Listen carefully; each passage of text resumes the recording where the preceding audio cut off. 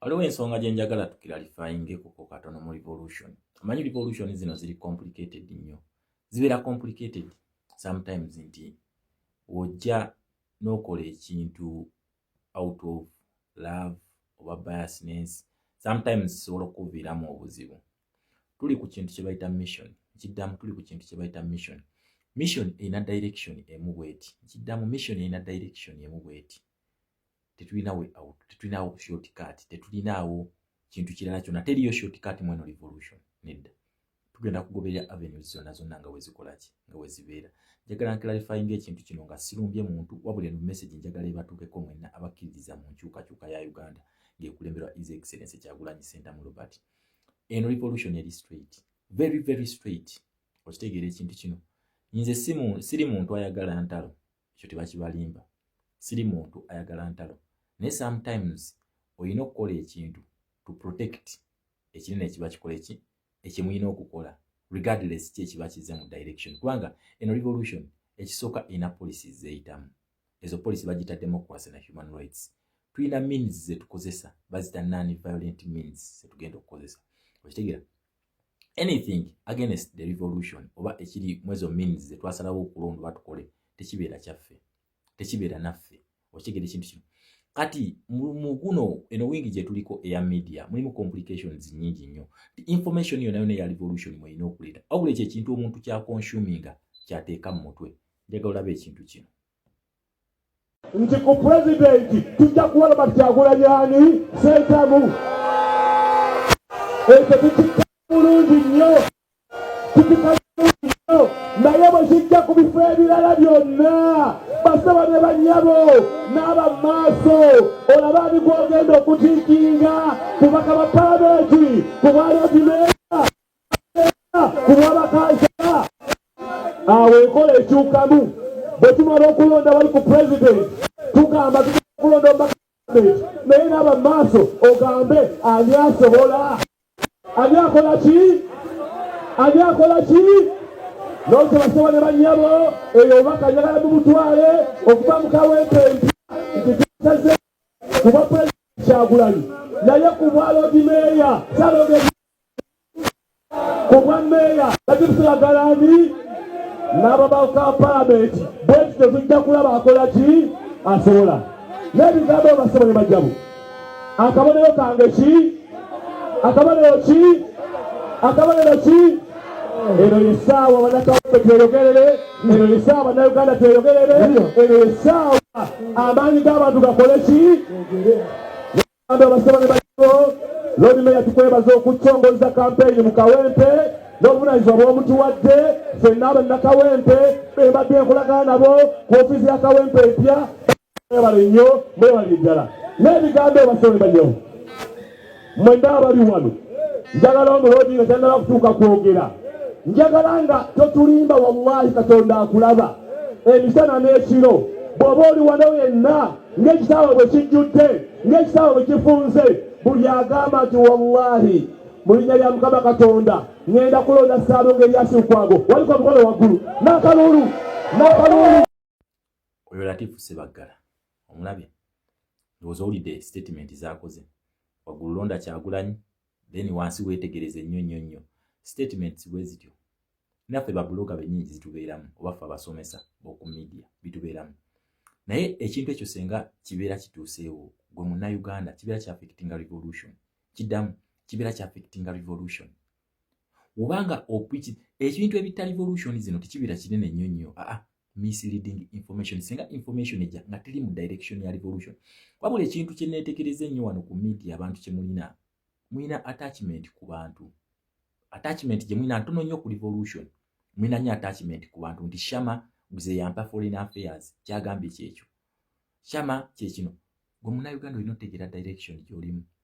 Zino entalo tuzibeeramu kubanga tulina okuzibeeramu. Kati gogamba omuntu genda omunoonyeze mu inbox ye, genda okole bw'oti, si bwe kibeera. Revolution, it is about loyalty to the cause, not to the person. Okitegeera ekintu ekyo, to the cause, not to the person. Ogenda kubeera ne loyalty ku cause. Kubanga information wete, wali abantu abagala Latifu Ssebaggala, era omulabe yayogedde ne bakuba enduulu, naye nga kyayogera kyekituufu, kyayogera kikyamu. Tugamba twagala kuggyawo system yonna kugyera. Bwe tuba tugyera kitegeeza ki? tulina Simbo. Sebagala is one of the hypocrites in this revolution. Oyogolaba bamuma kadi njagala mujjuke ntwamuwako kadi yaffe oyo ewa meya n'amala n'agitukuba. Okitegera ekintu ekyo we yagitukuba n'atugamba n'atuwa statement nti ye bajjajja b'obusiraamu bamugambye talina kwesimba ku musiraamu munne Erias Lukwago. Later alone wayitawo ennaku ntono nnyo ate tumulaba ng'azze kwesimba kwani ku Honorable Muhammad Segirinyo omugenzi kati. Okitegera iyo hypocrisy tendency gye batambuza. Kati information bwetyo sengejja n'eflowinga mu bantu. Kati omuntu ayinza okirowooza nti kituufu olw'okubanga focus ye agitunuuliza kwani ku His Excellency Kyagulanyi ate naye namumention in actual sense nga kikyamu. Okitegera ne wano revolution we zibeera. Entalo zirina okubeerawo bannange. Tetulina kubeera bawamu okutambuza revolution nedda. Wabula tulina kubeera ku ekyo ekitugatta. Ekitugatta kye ki? Ekizibu kyaffe kitugatta. Then ne leader, revolutionary leader atugatta. Bibye bitugatta ebintu ebi bibiri. Wabula ebisigadde tetugenda kubeera kye kimu. Ffenna bw'obanga wajja mu revolution eno ng'ojagala mujjewo loyalty ne attachment ku bantu mugireke. Not even me. Wabula senga obeera attached to the revolution ne revolutionary leader always owulya statement zayogera his words are final. Zize kuba mwina shortcut kati olutalo lwazi wano ku media n'olwenda benyo mu comment section ebibiriti bijja kujja ku end. Tebirimu mweno revolution tebiriyo. Amayinja nga tulina okwedefendinga tebiriyo. Listen to the revolutionary leader. Listen to the revolutionary leader. Tetulinswa ezibuka mu bbanga ne zigenda buli emu n'enoonya. Kizize kuyomba naye nzize kubuulirirako katono. Ku ewado a revolution word njikuwe mbwe revolution wena aina attachment ku muntu. Eyo cause yoliko nkyamu. Beera na attachment ku revolution. Senga okera kumacha nokola akantu katono nnyo bwe kati eno revolution gye twayitamu eri delicate nnyo akantu katono nnyo bwe kati revolution esobola okukona tegenda kukona mu necessarily evuddewo ewedde no tekigenda kubeera bwe kityo wajja kubeera ekintu kye bayita take over oba revolution bagituwambeko kubanga olina element ezimu zetusomesa especially n'olutalo kati oluliwo okitegera olutalo oluliwo lulina okubeera wera mutuleke oyimiridde ku mazima ajja kukola ki ajja kusigala nga ayimiridde ku kikyamu ajja kuvaawo oba si kyajja kyusa mu statement atereeze wabula bakuwabulamu nga ddala oli revolution ogamba His Excellency Kyagulanyi Ssentamu Robert ye liidawo ne bakuwabulamu gwe n'olaga nti oli kagubiiru muganda wange oba ovudde ku mulamwa kiki tukola tulina okulwanyisa paka kubanga zino entalo revolution lubeera lutalo ebyo mugamba mwerumaaluma mutandise okwerumaaluma mubireke bannange mwajja mu lutalo nkiddamu mwajja mu lutalo temwajja mu mikolo gya kwanjula temwajja mu mikolo gya kumanyagana no please our fight is for the country twetaaga Uganda ekintu kino ekipreaching ekyo oyinza okukola ekintu nga bagenda tuwambako revolution eno for example senga mukeera ku makya ne mwokyo omuliro ne gubeera mungi nnyo kireeta ekintu kye tuyita militarism etya nti military ejja kujja egamba embeera egiwo tutaddewo kafyu batulangidde state of emergency kitegeeza amagye gabawambyeko revolution gagitutte evudde mu basivilia amagye gagitutte nga temulina kye mugenda kukola nga ne ku international charters bagenda kugikkiriza take over eyo lwaki nti embeera eno eremeddwa okontrolinga amagye kubanga galiwo okuprotectinga boundaries z'ensi okitegeera galiwo okuprotectinga boundaries z'ensi ne poliisi ya Uganda tujja beri infiltrated by magye okitegeera kati waliwo elements zetupreachinga nga zigenda kuleetera abantu bano okujja okutuwambako revolution njagala mutulye revolution ye Mozambique yali etya bagibawambako era bamaliriza chapo yalayidde kubanga kibajja na violence kwokya kumenya kola biki byali bingi teyawangula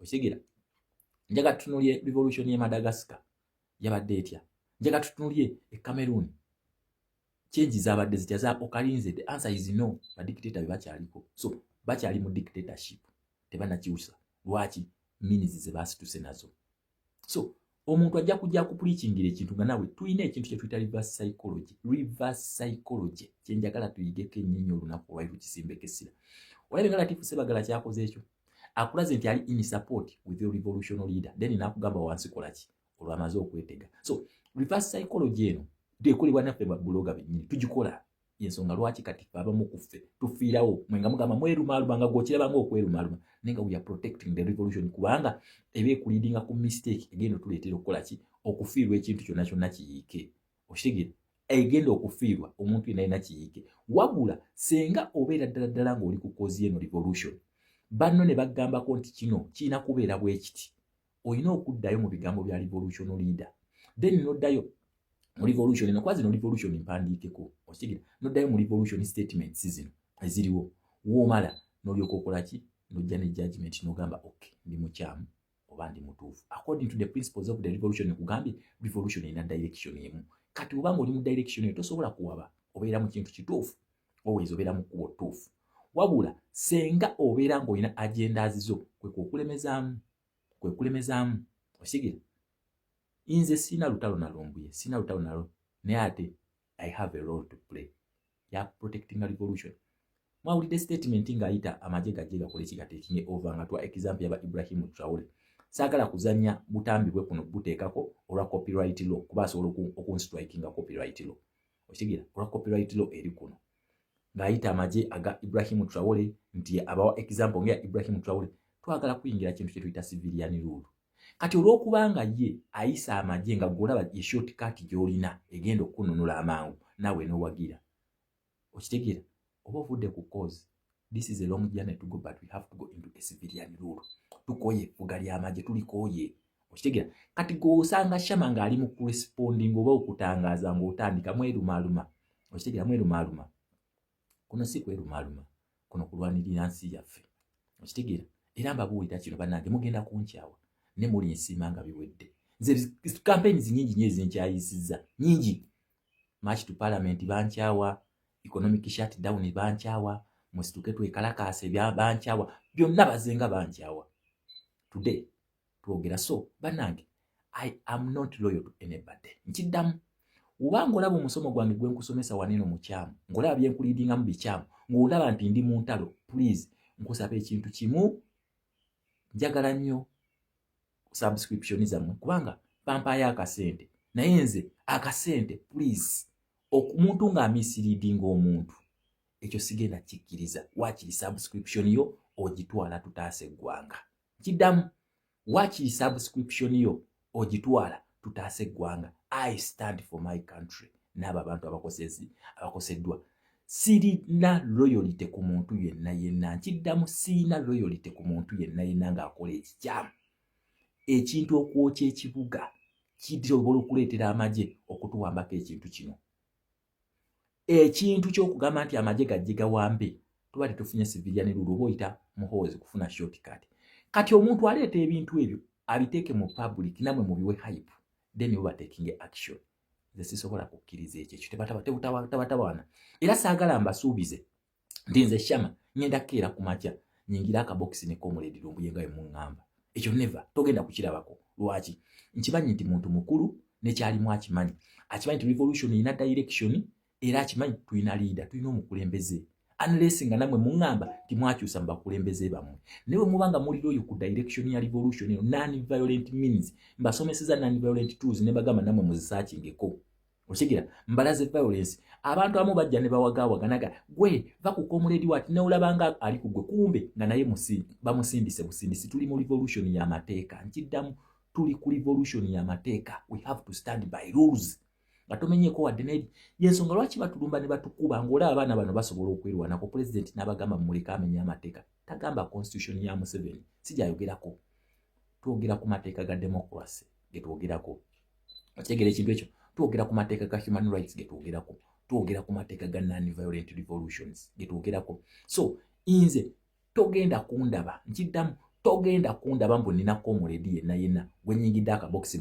senga information egenda ku media my role is kujjawo information ku media kugijjawo kituyamba ki okuyetinga second thought ku muntu n'omuleetera okukola ki okukola research ku ekyo ekintu ky'obeera oyogeddeko okitegera ku ekyo ekintu ky'obeera oyogeddeko senga kibeera kitugattako asobola okutereeza mindset ye n'avaamu ekintu kye bamusindise media kyekintu ekikyasinze ekyo obulabe mu revolution eno kyekikyasinze obulabe nkiddamu media kyekintu ekikyasinze obulabe mu revolution kubanga bonna betufukamizza bampuuga baani bonna temubalabangako nti omuntu abeekalakaasirizaamu nedda naye information gye tuwa nga ntuufu omuntu agikonsuminga amaaso ne geggula kubanga eno revolution nakugamba erina kuyita mu matu n'egenda mu bwongo ddeni amaaso ne gaggula yensonga lwaki akugamba gulawo amaaso otunule w'osumagira ensi yeegenda ebyo ebigambo tebyali byange yali revolutional spirit yatula ku revolution leader n'afulumya ebigambo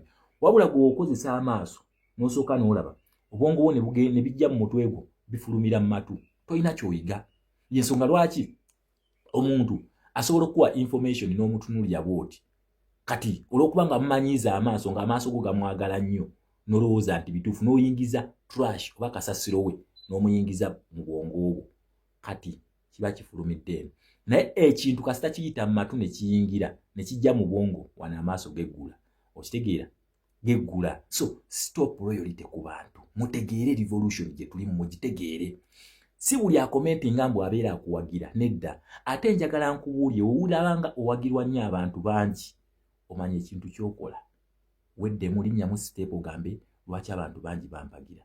We babeera nga basubscribinga ku gwe wennyini oba nga basubscribinga ku oyo president gwe tuliko omanya ky'okola kituufu. Wabula abakuwagawaga osenga obasanga nga bali awo aganaga nga peje zaabwe tekuli kiriko si be bagira ekintu omanya nga oyokya. Okitegeera? Ebibiriiti president bali babimugambyeko nti duumira tugende teyabyogerako. Okwekalakaasa stage yayite natuuka teyabyogerako era ne bamukaka nga yabagamba mugende. Oyo musajja temuloza nti munafu okuduumira. Si munafu.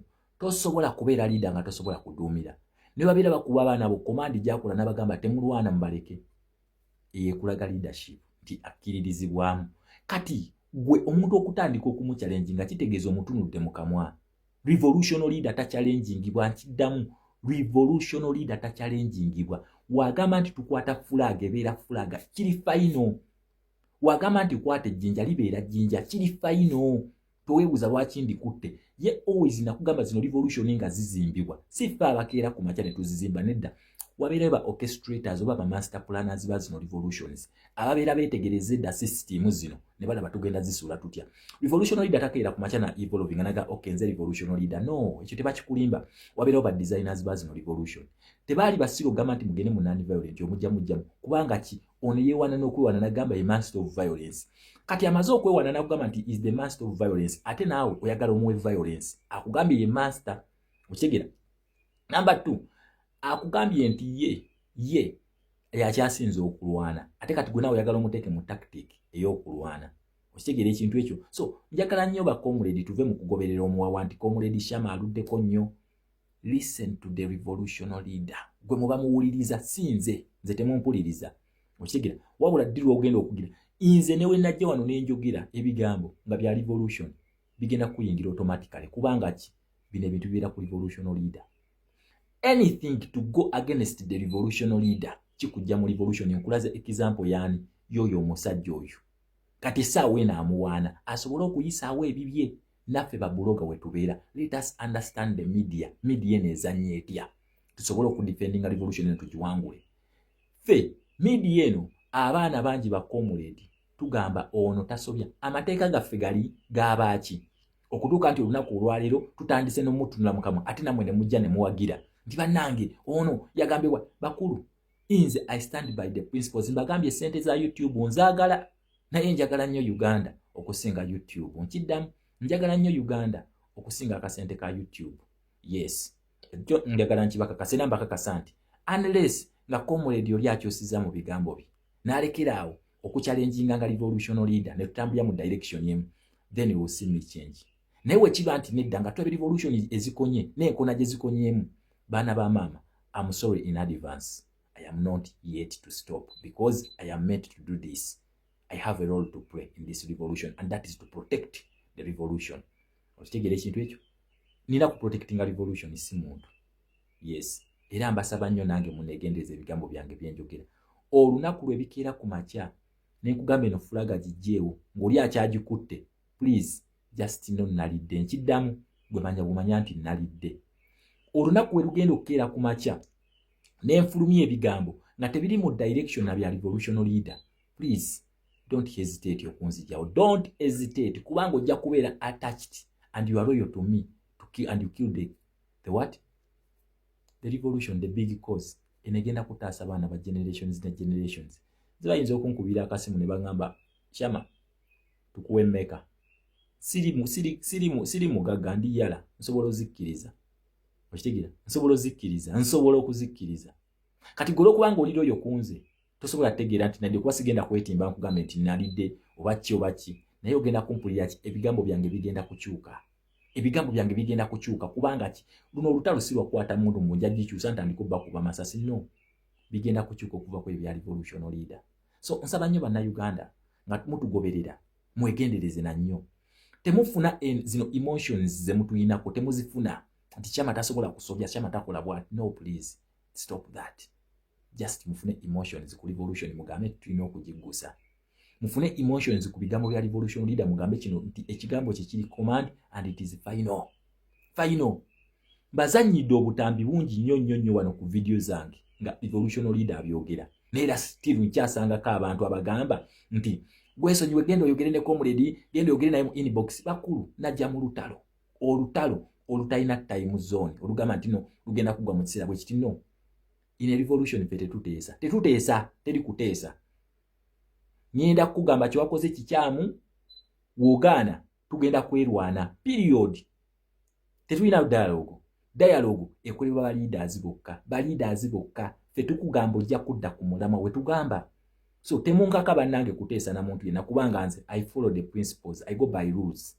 Nze ngenda na rules za revolution. Rules kubanga weziri tulina rules not attachment. Mwe mulina ekintu kye bayita attachment gye muliko abasinga information efuluma osobola ogisensinga. Omala ogisensinga n'onoonya kubanga nakugamba tulina amateeka agatugoberera, tulina the guiding principles, tulina core values. Era kansole wisirwa omwe yakugamba ti omuntu yenna alina gwe twamma kadi n'akulosinga n'agenda atuyekere otakyali omu kuffe. Kitegeeza ki? Core values azimenye. Naffe wano ku media tulina amateeka agatufuga. Senga ebigambo byo bikyuka okuva ku by'omukulembeze bya preachinga oba tokyali omu kuffe. Tuba tulina okugambako era obanga oli omu kuffe weekubako n'ogamba lwaki bonna bagamba nze. Osobola okyusa mu bigambo byo n'otereera ne tutambula kubanga ki mistakes are common. Naye esooka ebeera mistake. Eyokubiri ebeera ki? Eyokubiri esooka ebeera mistake. Eyokubiri kamanyiiro. Eyokusatu gubeera muze, gubeera gufuukidde ddala muze. Okitegeera ekintu ekyo gubeera muzeegu. So bannayuganda nsaba nnyo tutambuze ekintu kino mu direction entuufu nga tugoberera guidance etuweebwa revolution leader. Olutalo luba lubaluseewo nga tonnajja gamba nti nno mukuulinge muve mu ntalo sooka otunde ki ekibaluddewo olutalo. Bw'omala okukitegeera ddayo owulirize ebigambo by'omukulembeze byagamba. Tetugenda kubeeranga mu defense yokka, tulina bingi ebyokukola. Kitegeera tulina bingi ebyokusomesa era eno video ngikoze era yegenda okusembayo. Bannange woba olaba nti nze ntadde olutalo ku comrade yenna nga kyemmulanga kikyamu ng'olaba ndi mukyamu, please you are not in the same direction with me. Wadde subscription yo njagala ngenda gyerekereza mu bulumi kugambe ti Uganda yesinga. Siriroyo ku comrade yenna, nze siriroyo ku comrade yenna. Temunjagala nti lwakuba nina ennyindo y'Abaganda nine kino, munjagala lwabyo binvaamu nti kubanga bitugattako bigumya omutima ne tutambula mu direction. Mu revolution muno tulina kutambulira ku hope. Ukraine bali mu kulwana beekuba betta naye balina ekintu kye balina hope, kye bayita hope nti one day our country will be free from the Russian communism.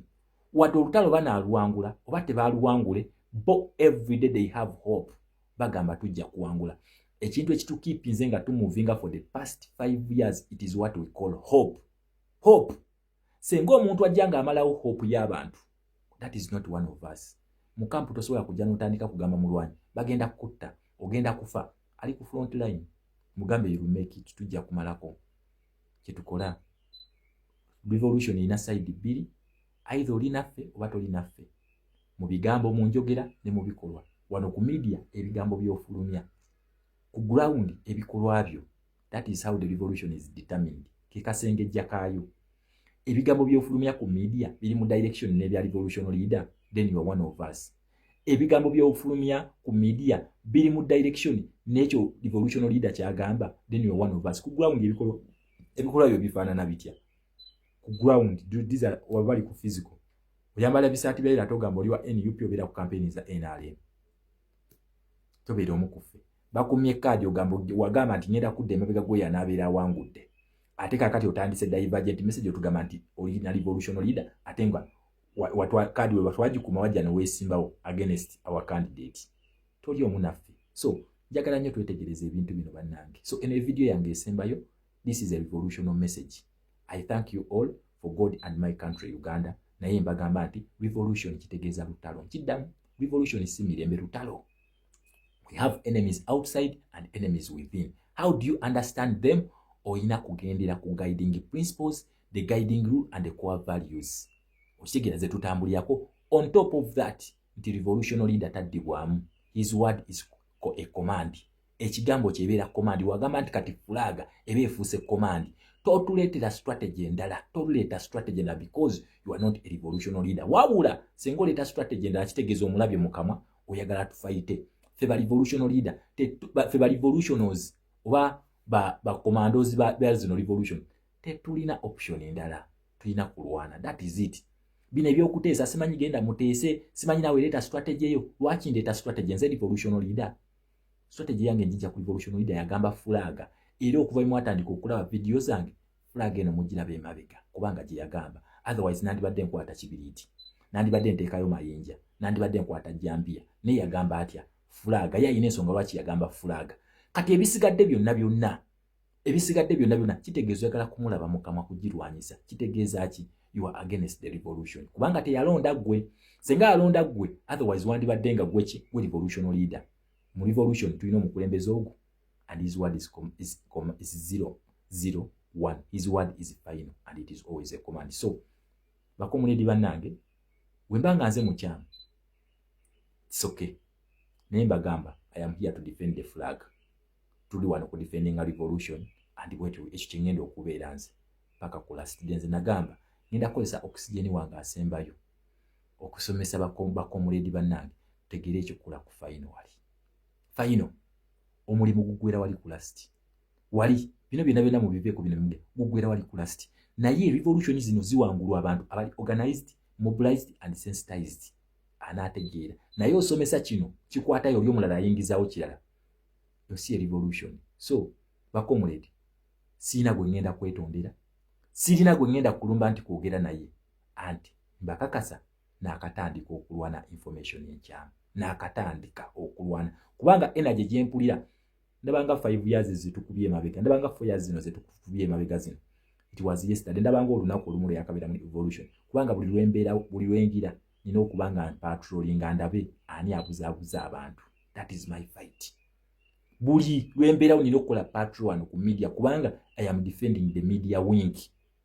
Media esobola okusaanyawo revolution. Nkiddamu media esobola okugusa revolution oba okugisaanyawo. So for God and my country Uganda, twegweko.